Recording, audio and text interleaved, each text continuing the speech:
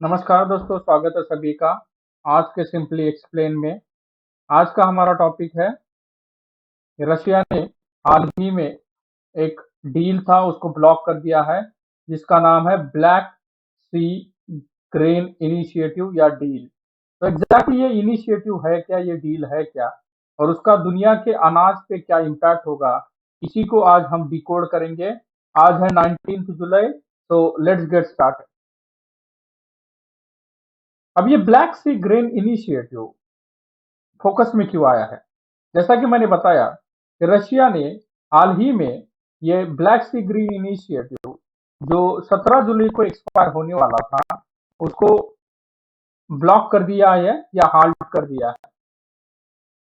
ये जो डील था या ये जो इनिशिएटिव था, ये इम्पोर्टेंट था क्योंकि यूक्रेन से जो फूड ग्रेन अफ्रीका और अदर एशियन पुअर कंट्रीज के लिए जाते थे, उसके लिए ये एक फ्री पैसेज बनाता था। मतलब जो यूक्रेन से निकलने वाला फूड ग्रेन्स था, खास करके व्हीट और कॉर्न, इन दोनों को एक फ्री पैसेज प्रोवाइड किया गया था थ्रू ब्लैक सी ग्रेन इनिशिएटिव। आप सबको मालूम होगा कि पिछले साल से यूक्रेन और रशिया के बीच में एक वार चल रहा है, और इस वार की वजह से इन दोनों कंट्रीज का जो एक्सपोर्ट था, खास करके फूड ग्रेन का, ये ज्यादा हैम्पर हुआ है। और इसका इम्पैक्ट सबसे ज्यादा जो दुनिया की पुअर कंट्रीज है, खास करके अफ्रीकन कंट्रीज है, उस पे ज्यादा इम्पैक्ट हुआ है। और इसी को सॉल्व करने के लिए यूनाइटेड नेशन और Turkey, can you see it over here, Turkey और यूनाइटेड नेशन ने साथ मिलके रशिया को लेके यह एग्रीमेंट बनाया था कि आप जो यूक्रेन से जाने वाले फूड ग्रेन्स के जो कार्गो शिप्स रहेंगे, उनके ऊपर अटैक नहीं करोगे। और इसको रशिया ने मंजूरी भी दी थी, और इसी का नतीजा था कि यूक्रेन से बहुत सारा अनाज, खास करके व्हीट और कॉर्न, दुनिया के बहुत सारे देश इसमें पहुंच सका था। लेकिन हाल ही में रशिया ने उसको फिर से हाल्ट कर दिया है, तो उसी के रीजन हम लोग देखने वाले हैं। पहले हम लोग देख लेते हैं कि ब्लैक सी ग्रेन इनिशिएटिव है क्या। यूक्रेन, जैसे मैंने कहा कि दुनिया का सबसे बड़ा फूड ग्रेन का एक्सपोर्टर है, अ, जैसे कि व्हीट और कॉर्न। और ये यूएन फूड एड प्रोग्राम जो है, जो कि अफ्रीकन कंट्रीज के लिए बहुत इंपॉर्टेंट बन जाता है, एज अ पुअर और डेवलपिंग कंट्रीज को ये फूड प्रोग्राम इनिशिएटिव है, तो उसके लिए भी यूक्रेन का व्हीट और कॉर्न सबसे इंपॉर्टेंट बन जाता है। अब जैसे मैंने कहा कि रशिया ने जब इन्वेड किया इस कंट्री को और उसके पोर्ट्स भी ब्लॉक कर दिए, तो जो फूड था यूक्रेन से जाने वाला, जो एक्सपोर्ट होने वाला था, खास करके व्हीट और कॉर्न, वो वहां से जाना बंद हो गया, उसका एक्सपोर्ट बंद हो गया। उसका नतीजा ये हुआ कि प्राइस जो थे फूड कमोडिटीज को एकदम से हाई होने लगे, और फूड सिक्योरिटी का एक इशू खास करके पुअर नेशन और डेवलपिंग कंट्रीज में आने लगा। आपको एग्जाम्पल के तौर पे बता दूं तो पिछले साल अगर आपको याद होगा तो पाकिस्तान में इसका सीवियर इम्पैक्ट हुआ था, और फूड ग्रेन की प्राइजेस बहुत ज्यादा हाई हो गई थी। उसके पीछे रशिया यूक्रेन का वॉर एक रीजन था। उसके अलावा वहां पे जो बाढ़ आई थी पाकिस्तान में, वो भी उसके पीछे एक रीजन था। लेकिन ओवरऑल देखा जाए तो पिछले साल सिचुएशन फूड ग्रेन की बहुत ज्यादा खराब थी, बिकॉज ऑफ रशिया और यूक्रेन का वॉर।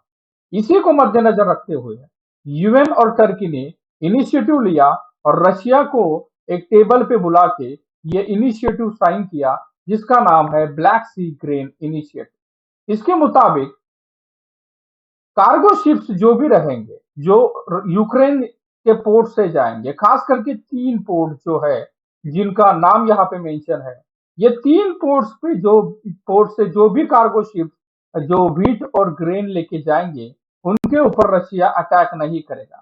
कौन से ये 3 यूक्रेनियन पोर्ट्स है? ओडेसा, चोर्नोमॉक्स और यूजेनी या प्यूडेनिल। ये आप देख सकते हो, यहाँ पे ये तीनों पोर्ट्स अवेलेबल है। ये है रशिया यहाँ पे, और ये है यूक्रेन, और यूक्रेन के ही ये तीनों पोर्ट है, यूजेनी, प्यूडेनी, ओडेसा एंड चोर्नोमॉक्स। ये तीनों बंदरों को, या तीनों बंदरों से जो भी ग्रेन कार्गो शिप में जाएगा थ्रू दिस तुर्की स्ट्रेट, उसके ऊपर रशिया अटैक नहीं करेगा, ये रशिया ने कमिटमेंट किया था। अब ये ब्लैक सी ग्रेन इनिशिएटिव के बारे में बता दूं। ये जो इनिशिएटिव या कॉरिडोर प्रोवाइड किया गया था, ये लगभग 310 नॉटिकल माइल लंबा था। मतलब यहाँ से यहाँ तक कि ये पूरा फ्री पैसेज प्रोवाइड किया गया था 310 नॉटिकल माइल का। और उसका जो विड्थ था वो 3 नॉटिकल माइल का था। मतलब 3 नॉटिकल माइल तक ये विड्थ में, और 310 nautical mile in the length Russia इसके ऊपर अटैक नहीं करेगा। उसके लिए ये तीनों पोर्ट से ये कार्गो शिप जाना चाहिए। अब एग्जैक्टली हुआ क्या है कि रशिया ने इसको ऑब्जेक्ट किया है और इससे हॉल्ट कर दिया है, या ये डील कैंसिल कर दी है। रशिया की तरफ से कहा गया है कि इस डील को करते हुए जो भी आप लोगों ने प्रोमिसेस किए थे, खास करके वेस्टर्न कंट्रीज ने, उनको आपने प्रॉमिस को तोड़ दिया है। जैसे कि कहा जाए, एग्जांपल लिया जाए, तो जो रशिया के ऊपर सैंक्शंस लगे थे, इकोनॉमिक सैंक्शंस लगे थे, खास करके वेस्टर्न कंट्रीज ने ये इकोनॉमिक सैंक्शंस लगाए थे, उनको कुछ एग्रीकल्चरल प्रोडक्ट्स एक्सपोर्ट करने के लिए रशिया को परमिशन दी गई थी। अब एग्रीकल्चरल प्रोडक्ट्स तो रशिया एक्सपोर्ट कर रहा था, लेकिन उसका एक्सपोर्ट होने के बाद जो पेमेंट है और उसका इंश्योरेंस, शिपिंग, लॉजिस्टिक्स, इनके ऊपर बैन कायम था। मतलब अगर रशिया ने किसी कंट्री को ग्रेन्स बेचे, तो वहां से जो डॉलर में पेमेंट आने वाला है, वो पेमेंट सिस्टम पे ही आप लोगों ने बैन करके रखा है या सैंक्शन करके रखा है। तो एग्रीकल्चरल फूड प्रोडक्ट्स का एक्सपोर्ट देने का कोई मतलब नहीं बनता है। तो they do not fail to their promise. उसके अलावा एक इम्पॉर्टेंट जो इनिशिएटिव या ऑब्जेक्शन लिया गया है रशिया की तरफ से, कि जो यूक्रेन ने पूरा 32 मिलियन टन का एक्सपोर्ट किया है फूड ग्रेन, 32 मिलियन टन का, खास करके पिछले साल, वो ज्यादातर हाई और मिडिल इनकम कंट्रीज को किया गया, जो कि डील का पार्ट नहीं था। डील का पार्ट था कि आप जो एक्सपोर्ट करोगे वो पुअर अफ्रीकन कंट्रीज या डेवलपिंग कंट्रीज के लिए करोगे। लेकिन यूक्रेन ने ये जो एक्सपोर्ट किया है 32 मिलियन टन का, वो लगभग हाई और मिडिल इनकम कंट्रीज को किया है।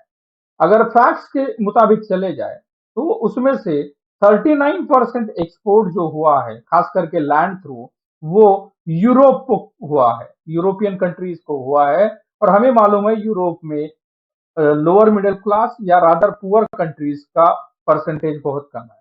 तो ये ऑब्जेक्शन कुछ हद तक यूएन ने भी माना है, लेकिन उन्होंने ये भी कहा है कि ये जो डील था उसकी वजह से जो फूड प्राइसेस थे वो कंट्रोल में रहने में मदद हुई। अब इसका फ्यूचर क्या होगा, ये तो रशिया के अपने स्टैंड के ऊपर डिपेंड है। लेकिन इससे एक चीज कंफर्म है कि जिस प्रकार से पिछले साल प्राइस बहुत ज्यादा बढ़ी थी, उसी प्रकार से अगर ये डील इनिशिएट नहीं हुई फिर से, तो प्राइजेस फिर से बढ़ने वाले हैं। और इंडिया को भी इसका इम्पैक्ट पड़ सकता है। शायद इंडिया व्हीट और राइस का एक्सपोर्ट जो है वो बंद करवा दे सकता है, ताकि इंडिया में भी व्हीट और राइस का सफिशिएंट स्टॉक रहे। तो ये ओवरऑल ब्लैक सी ग्रेन इनिशिएटिव है। ये GS2 या इंटरनेशनल रिलेशनशिप में बहुत इंपॉर्टेंट आपको हेल्पफुल रहेगा। अगर आपके कोई सुझाव है तो प्लीज उसे कमेंट बॉक्स में you can pin it. I hope ये इनिशिएटिव या इंफॉर्मेशन आपके लिए इंपॉर्टेंट रहेगी, आपके प्रिपरेशन के लिए इंपॉर्टेंट रहेगी। We will meet again into the next session tomorrow. Till then all of you take care and thank you for listening.